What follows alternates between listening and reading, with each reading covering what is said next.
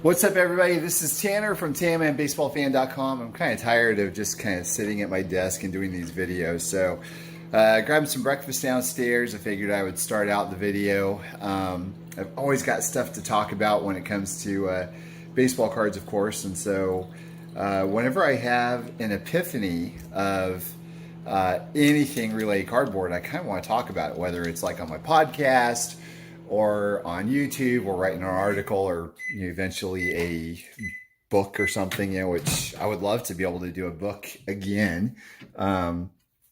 So anyways, I basically, especially I've been talking about this on my podcast a lot. So I've been talking about going through like this diamond cutting process of my Jose Canseco baseball card collection.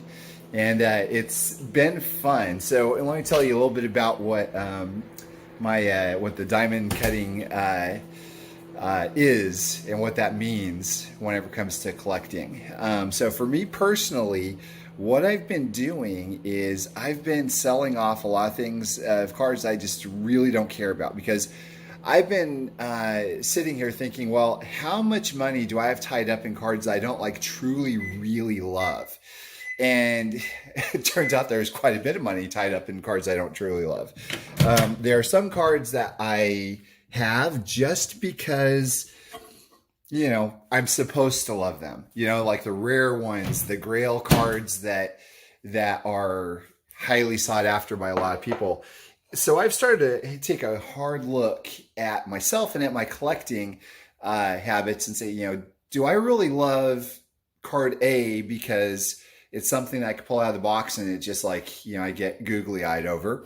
Or is it because it's something that I really just have because it's supposed to be exciting for people, And so I don't know, guys, it's a process. And so I do have one advantage in doing this, basically for me anyways, is that I really, truly love the hunt. So if I get rid of a card, I know it's not gone necessarily forever, and that means everything to me. The whole catch and release. I love picking up a card again. It's kind of satisfying, I guess you could say, to have a card, to finally find that gem. But it's quite another to look for it again and to capture it again. And so I think I probably have a different perspective on all of this now, mainly because I've picked up these grails 2 or 3 times already. So I know it's not like once they're gone forever. That doesn't seem to be the case at all. So let me go through a few cards here and I'll kind of show you what I'm doing, and let me know what you thought. All right, guys. So for now, this is basically what I would call the diamond cutting table. This is basically all my Canseco collection right now. It's these 2 half-filled boxes, and this random rummage of cards here, and then of course I got some of my killer cards over there that I just love to death. A lot of these I'm really looking at hard and say, do I truly want this, or do I want to let go of this? And give you kind of an example. So there's a Topps Silk Ellen Ginter. I really like this card. I've got a different Silk card already though, so it's I'm not sure if I really truly want to keep this or not. So this might be up for trade.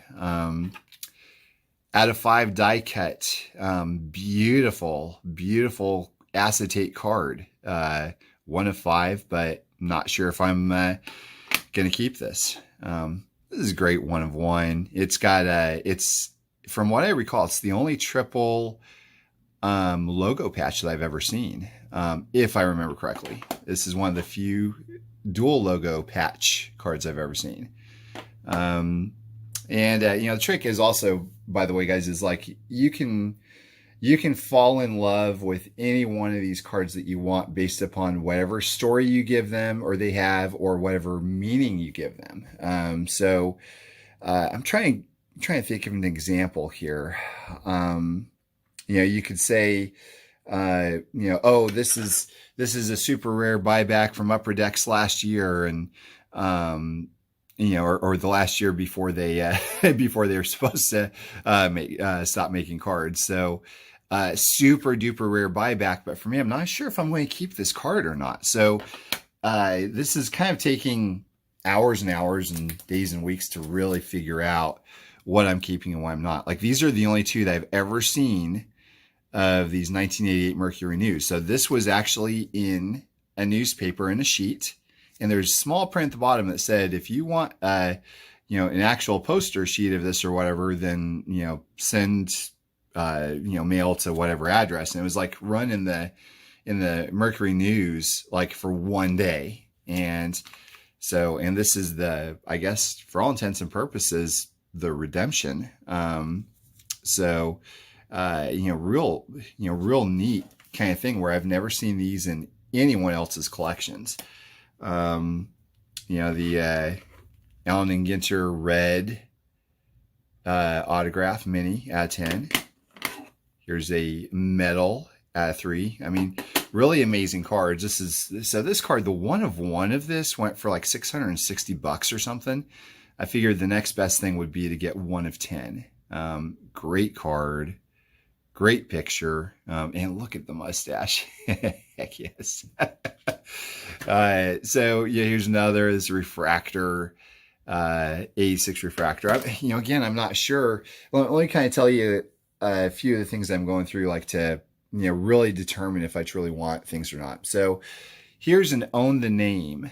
This is the O. This is obviously was on the back of my Baseball Heroes jersey as he was playing, and it's the entire letter. Really neat card, but over here I already have the E. So what I'm doing is I've got to figure out if I want to keep these or not. If I want to keep more than one special card. Another, actually that's not it. Here's a superfractor, for instance. I've got 3 superfractors. This is actually the only one that my wife has ever looked at and go, wow, that's a cool card. But I've got, this superfractor here. Beautiful card. And then there's another superfractor in there somewhere as well. So this is basically what I call the diamond cutting table. I'm trying to figure out what I want to keep and what I don't want. This is out of 10 autograph. This is out of 5. This is the Subway token, or something token. Really cool card. So these so far have made the cards that have made the cut. Here's another one with a hat hole. Never seen a Canseco card with a hat hole in it before. So just really neat cards. I'm really thankful to have these. I really am. I'm just super happy with them. But I'm not done. I'm not done with the diamond cutting phase. There will be cards that you see here that will probably not be here this time next week, or maybe even tomorrow. So here's a couple really cool cards. I love those. So here's something else I want to talk about a little bit as well. I love patches, patch cards, but the thing is I really love the messy patches. So let me give you an example.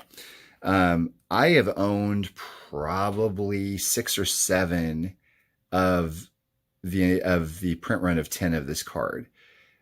This card, however, means way more to me than any of the others I've ever seen because of the interesting patch. And it's funny, just this little inch of fabric, makes all the difference in the world to me. And the reason why I like it is because it's got so many bends and color breaks, and I don't know. I love when a patch has all kinds of craziness of it like that. I mean, it's funny because it's like you're literally just looking at something like this for an inch worth of real estate on a card. Here's a couple prime patches. The reason why they're here, and I sold I think about 30 or so of them recently, sold and traded. The reason why these are here is because of the actual patch quality. Like, I love the loops, and I mean, I think they're fantastic. Same with this 1 of 1. I think they're really just love the curves and all that. Another one. This has got a deep cut in it with the white there. You know, nice looking card to boot.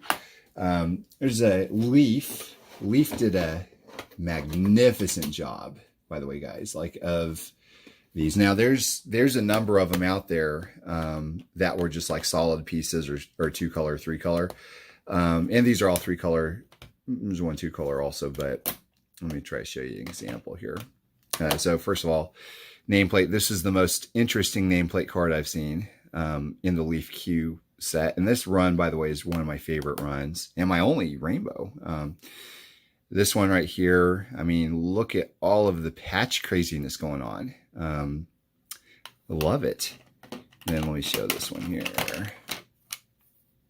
And that too. I mean, I don't know, like, and I might be weird because maybe not everybody's like this, but I mean, the fact that there's like green and gold here and then a big loop of green and gold and then some more here and like this is a loop and these are straight. I just, I don't know. Maybe I'm weird, but I do love that. And then this, my gosh, I love the patch material there. I actually went after these instead of a couple other patches that had actual sleeve logo patches because I like these so much. I just think they're incredible. And this is my favorite trajectory as well. It's got a loop and a straight. And let me talk about some of these. I'm going to go over here to my little light box here and talk about a couple of these other patch cards here. These are both 2004 SP Game Used. And I had a number of both of these cards. One's out of 33 and one's out of 50. So the reason, the sole reason these guys have not been sold or traded away, well, I guess there's 2 reasons actually. Number one, there's like a 3D feel for these. Like if you take a look at the side, like there's actually a die cut kind of thing going on with it. And that's, I guess, what happens when you have some amazing competition. You know, you do weird, crazy, cool things like this. I think that's just fabulous. And also same with this, same thing. So that's the one thing is that these have like some weird die cut kind of action going on. And I think these are like the only 2 that are similar or they're like this, if I remember correctly. But the main thing though for me, the reason why these are here in my collection right now are the patches.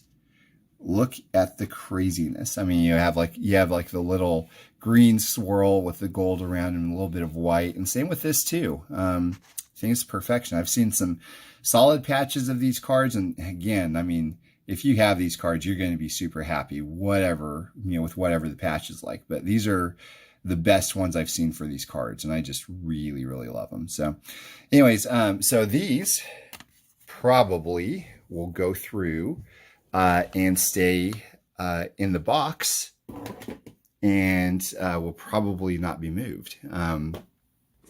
These here's a Brooklyn back run. It's missing one of them. They're out of 25. I'm not sure I'm keeping these. You know, I really want to just be awe-inspired whenever with basically each card that I look at in my collection. So that's kind of where I'm at right now. So anyways, I mean, there's no real rhyme or reason, I guess, to this, you know, this video. I just wanted to kind of show off what was in my head and what was going on in my collection and on this diamond cutting table.